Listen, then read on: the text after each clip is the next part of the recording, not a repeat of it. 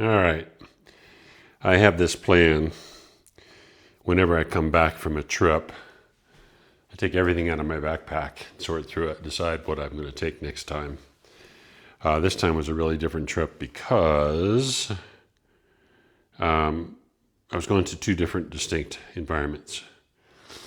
So what that meant was, see if it's going to turn around here. No, it's not going to. What that meant was, here, let me interview this guy. Hello, sir. What's your name? Hi, I'm Larry. So this trip was really distinctly different because I had so much advice from the local guides about what I needed to bring. So it dawned on me, we're going to be on the Amazon. What do I do for drinking water? So they said, yes, bring a filter, bring a bottle filter. So I did. Actually, I brought two. I've got a life straw that you can drink directly through. I have a filter bottle that is, you squeeze it slowly and it's good to go instantly. I actually called the company and verified that it was good for these conditions. And then I bought some drops that help purify. What they didn't tell me was when we loaded up the canoe to go out, we were going to be carrying 3 5-gallon jugs of water for 5 days, which I couldn't possibly have drunk if I wanted to. So all of that's in the pack. I didn't really need it. I brought my hammock, which was really great for the nights on the boat. But other than that, I didn't really need it. I'm carrying it around. And I found out when I got down here, I could buy a local hammock for about $20, and they're quite comfortable, actually. And then I could have dumped that, sold it, whatever. So when I go home, I go through the pack, and I try to go through every single item, and I make a list of, what is the thing that's really essential. This trip is different because I brought more technology. I didn't take my laptop. I brought my clothing because I had damp, humid, wet, rainy Amazon conditions. So I brought a rain jacket and a poncho. And then I came up here where it's higher. The altitude, the first place I stayed was about the same as Denver, and then I've gone a little bit higher. This morning is the first morning I've had cool. It was like 59 degrees outside when I'm having coffee at 6:30.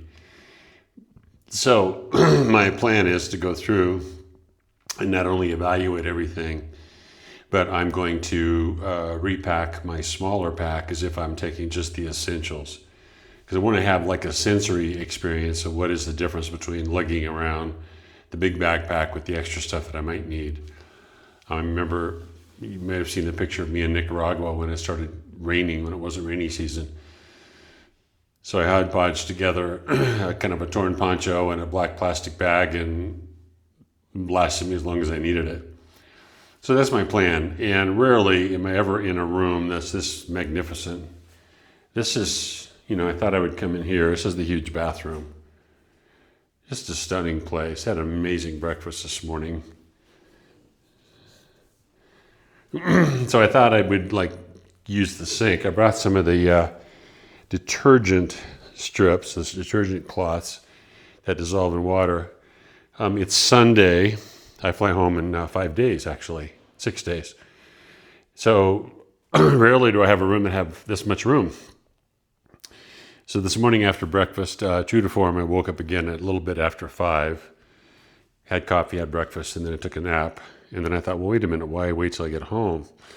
So look at what I even have here. I have this built-in little special area.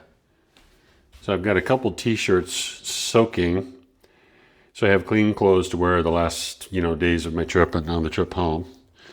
I've got floor space. I've got a king-size bed space. And so I'm in the process of organizing.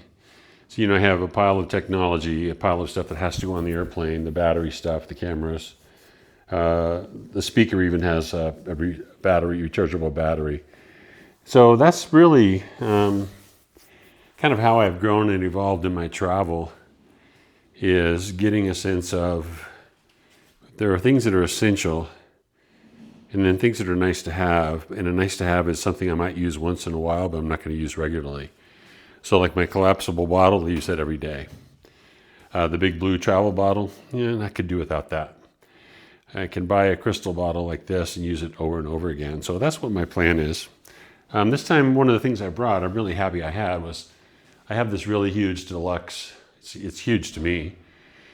High intensity light. It has 3 different settings. So when we're doing a night walk in the jungle, oftentimes the guides would ask me to direct my light because it had a more powerful beam than they did. So in the Amazon, I was really happy to have that. One of the possibilities for future trips is when I get through the phases of changing climate. When I got into Colombia, I could have easily taken things I know that I'm not using, put them in a pack and shipped them back to the States and saved myself some lugging. And from this point, from here, I have a 3 or 4 block walk to the bus that takes me to Medellin.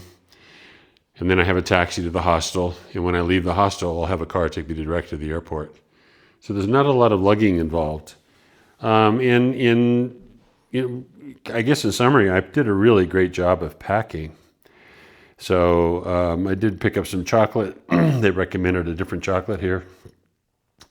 Had some this morning and it was exceptional. So now I'm getting out my journal and I'm going to go through and list things. One of the things that I know now after being in the Amazon, I have a couple of really exceptional tank tops and a couple that in hot, humid environments just do not move the air very well. So I'm going to look for some replacement, likely in wool. So there's the program. There's the traveler. Ciao, everybody. Hope you're doing awesome. Bye.